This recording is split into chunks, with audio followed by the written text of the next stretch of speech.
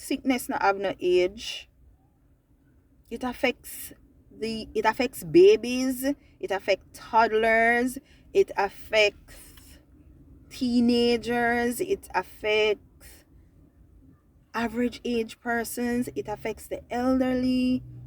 It has no age. And so when it occurs, we just have to deal with it. That's just it. Point blank. Deal with it. Welcome back to another video. I hope everyone is doing well. Well, on my side, I am here to bring you an update as to how lupus is dealing with my body, mind. It's hard, but for the last couple of weeks it's been rough. All right, I'm having more blurred vision, and as a result, some of the times I have to be closing my eyes tightly and then taking a few seconds and then open them back up. It works sometimes, sometimes it doesn't. All right, and as a result, I have issues when it comes on to reading. Some words I am able to see clearly, others I'm not able to see clearly. And it has also affected my driving, especially at nights with the lights being reflected, especially the super bright car lights. The eye that is affected the most though is my right eye. I think my vision is mostly being affected there. And when I first got my eyes tested, I was told that my right eye is mostly affected than my left. So yeah, and I honestly thinking it's becoming worse. As of such, these days I mostly travel with my husband. I may occasionally drive on my own when I don't have a choice, but if I do have a choice, I don't drive on my own, because sometimes the way how my vision is,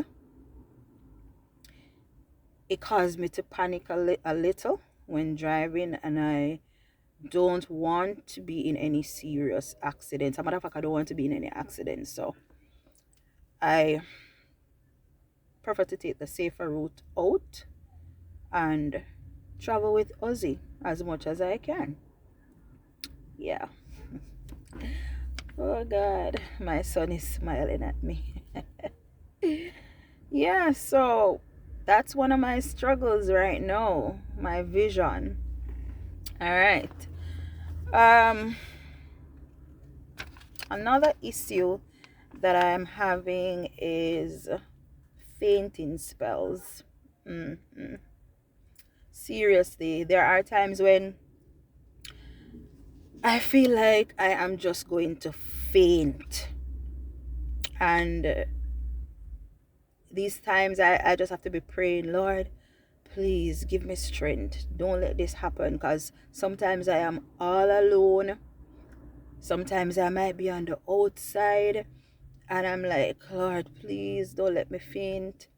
Nobody is here to assist me if I do faint, and I really don't want anybody to come and find me flat out outside or inside the house, on the floor, on the ground.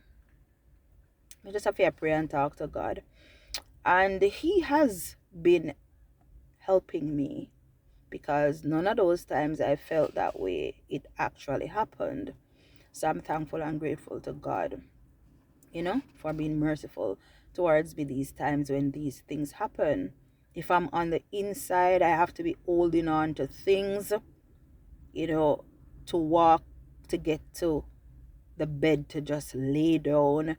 Or I may just hold on to something, stand where I am for a few seconds, and then I move on. All right. Um, Sometimes the fainting spells comes with dizziness, not all the time. So sometimes I may feel dizzy, and I might have an idea that the fainting spells are about to appear, and so I might prepare myself along the process to go sit down or go lay down until all of that passes by, because when the dizziness appears, my vision is also affected. It becomes blurry during that point in time. And with fainting spells, um I don't want to be able to can't see, to the point where as I am blocked out, and that can also result in me injuring myself, hitting my head, or hitting some other part of my body, causing injury.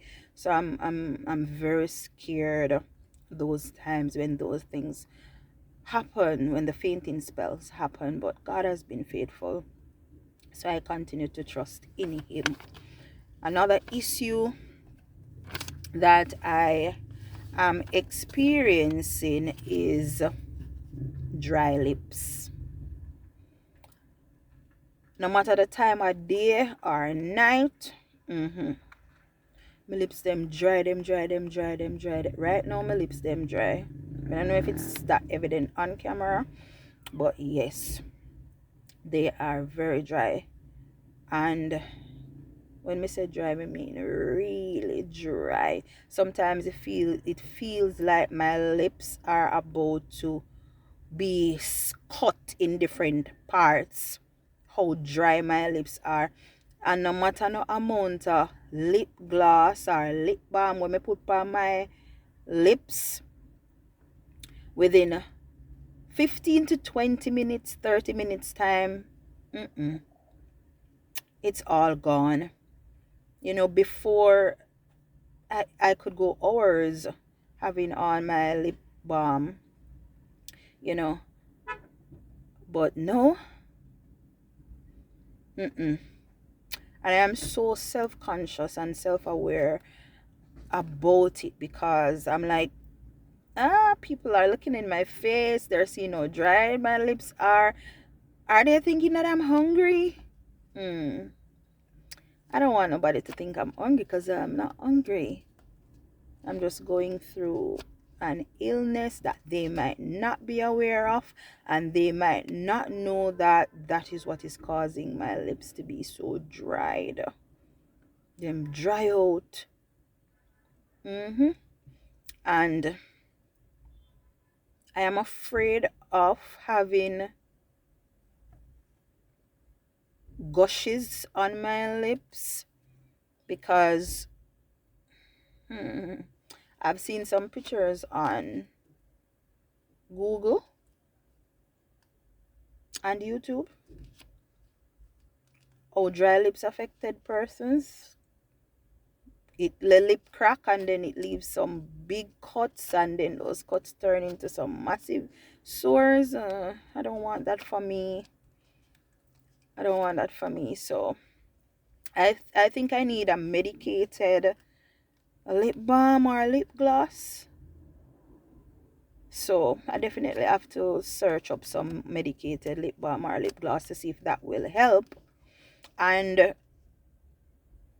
with the year coming to an end, normally in January, I know if I don't get some medicated lip gloss to deal with these lips, they will be so white as snow. And me definitely don't want a crack up lip or a bust up lip. Yeah. Another issue that I am having is increased appetite. And that increased appetite has led to weight gain.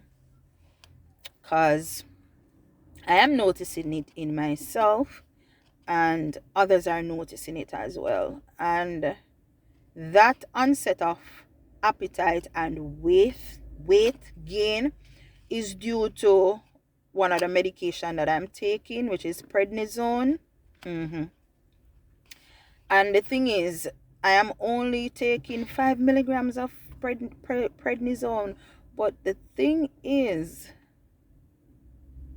come to think of it, it's not 5, it's 10 milligrams per day, because I have to take 2 prednisone once daily. So that's actually 10 milligrams per day, and for the entire week. Wow, I'm just really looking into it. It's 70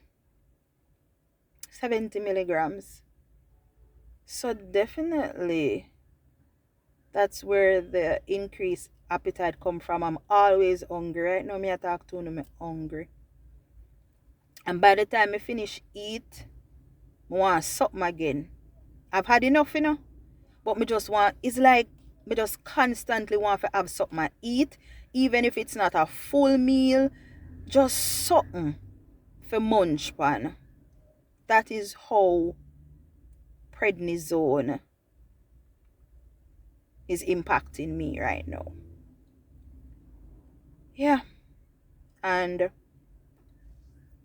I am overweight already, and then with prednisone, that makes it worse. So it's been rough. And then with that, I am not sleeping well, and I've not been sleeping well for a long while. I mostly sleep around 1 o'clock. That's when I really get to sleep. So with me not getting enough rest, you know the part that go already. The body I go suffer. Yeah,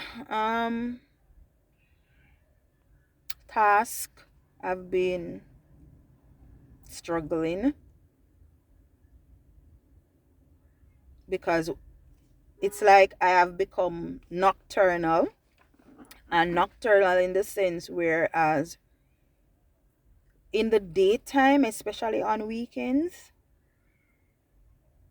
it has to be like 5 o'clock way up to 12 o'clock at night when I actually can do something, when my body allows me to. Throughout the day, throughout the day is like my body have to be in rest mode to prepare myself to get ready in the late evening to the night to work. So sometimes me I wash a night. Sometimes cooking start at 5 o'clock. Weekends. So it's been a struggle, but God has been helping me. And when most of the things are done at night, my body needs rest in the day. And so my body takes back what was given in the night in the day. And so that is why I barely have the strength to cope, especially on weekends.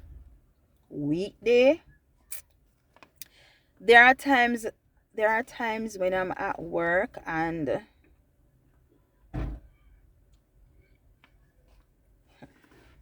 there are times when I am at work and I feel like, oh, I'm so well motivated and I'll get what I need to get done. You see, other times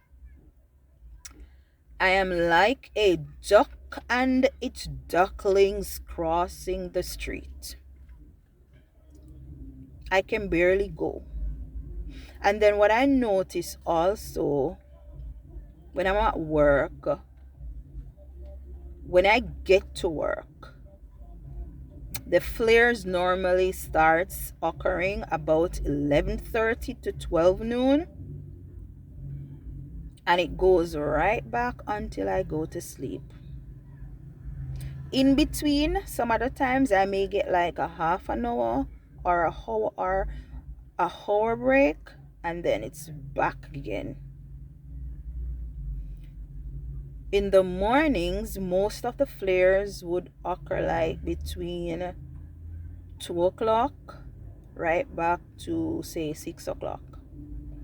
And there are other times when I may experience it like from about 4 to 7 a.m.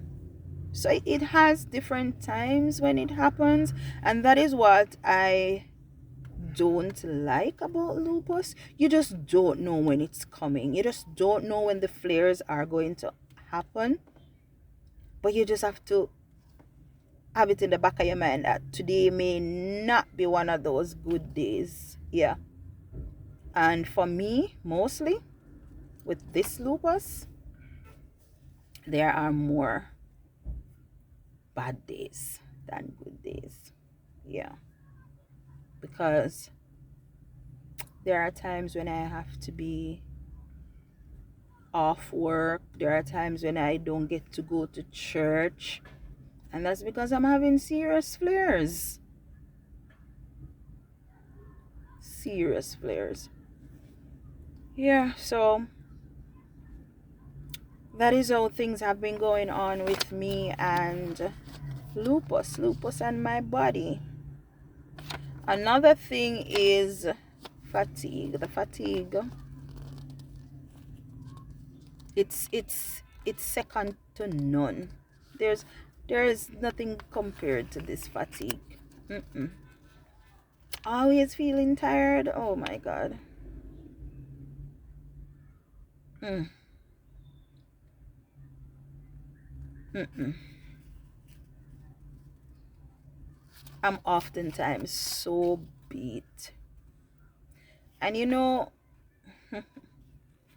one other thing that gets me overwhelmed is people see you going about and they just think that all is well, and they expect so much from you.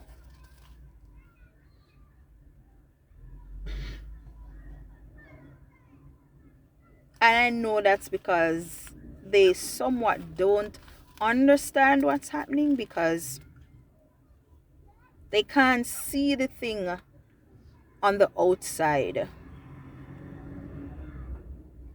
While I'm just dying inside. Sometimes I wish they could understand.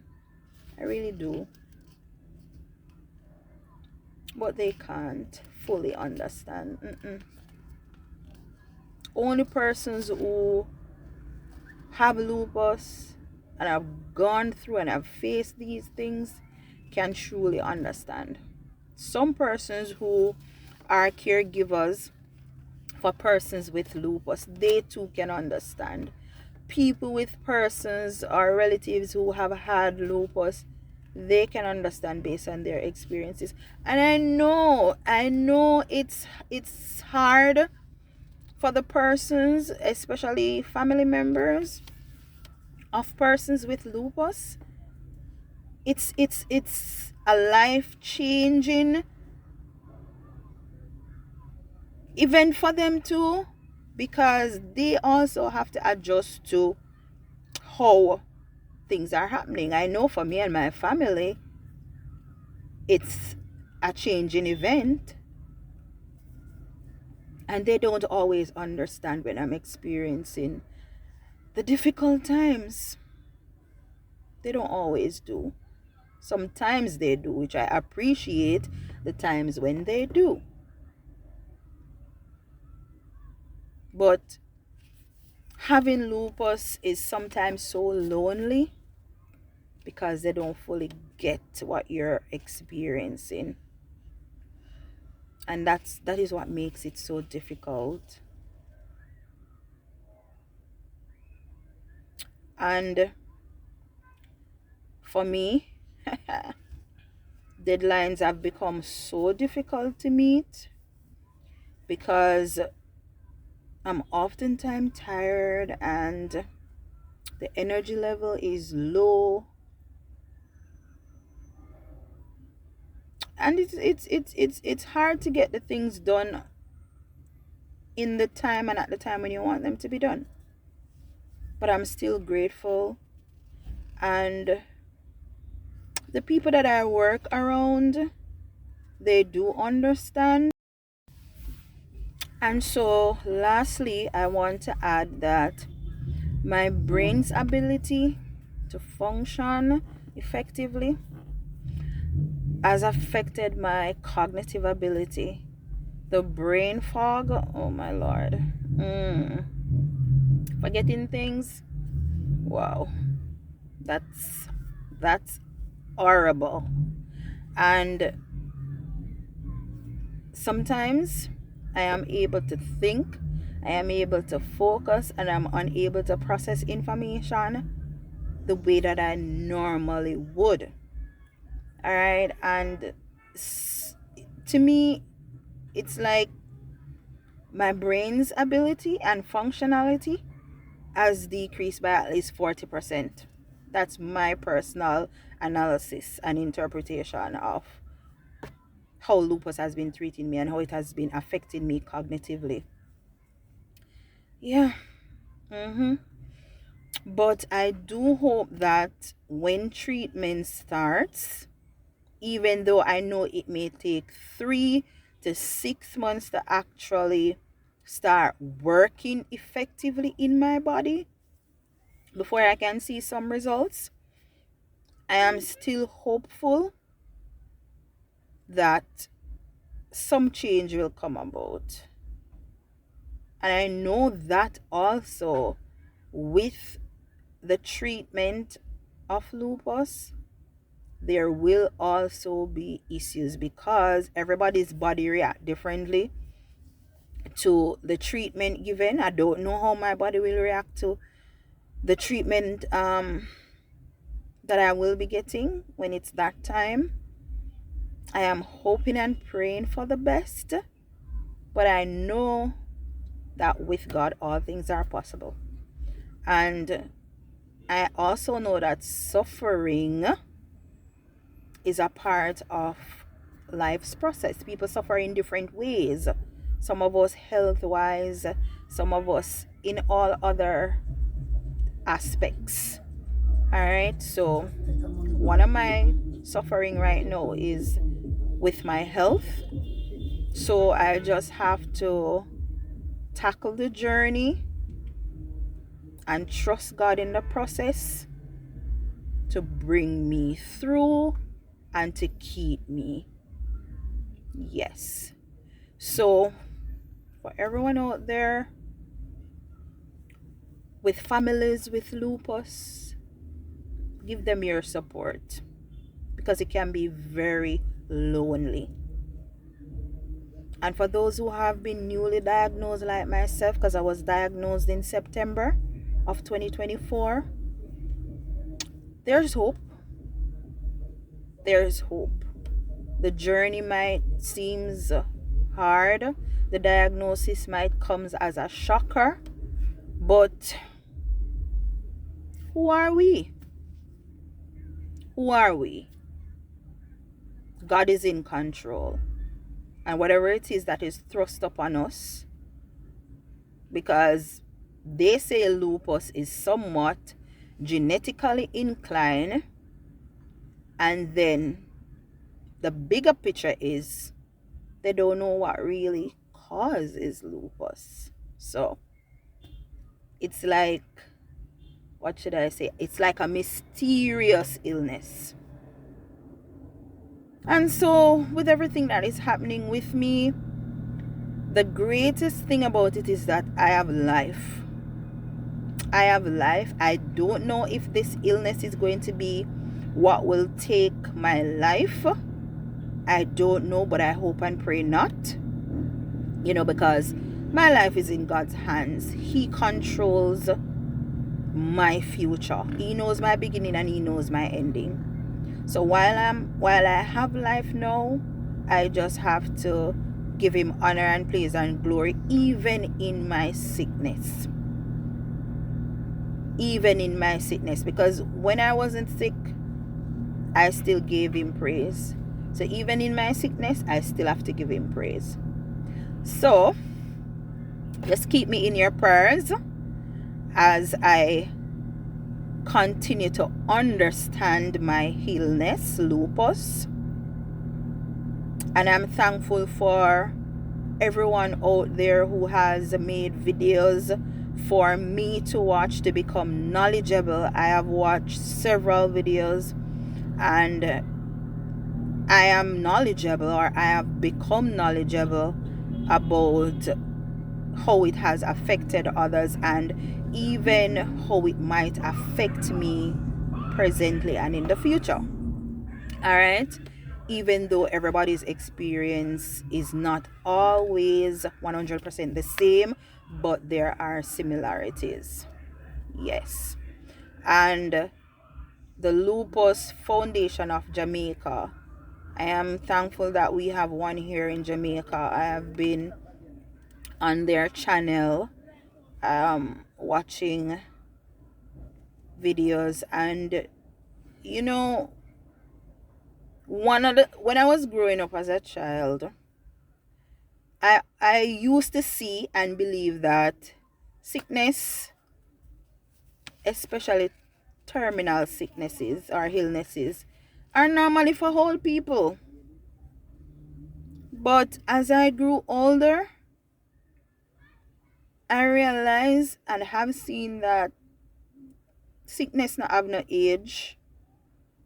It affects babies, it affects toddlers, it affects teenagers, it affects average age persons, it affects the elderly. It has no age. And so when it occurs, we just have to deal with it. That's just it. Point blank. Deal with it. So thank you all for watching and see you in the next one. Bye.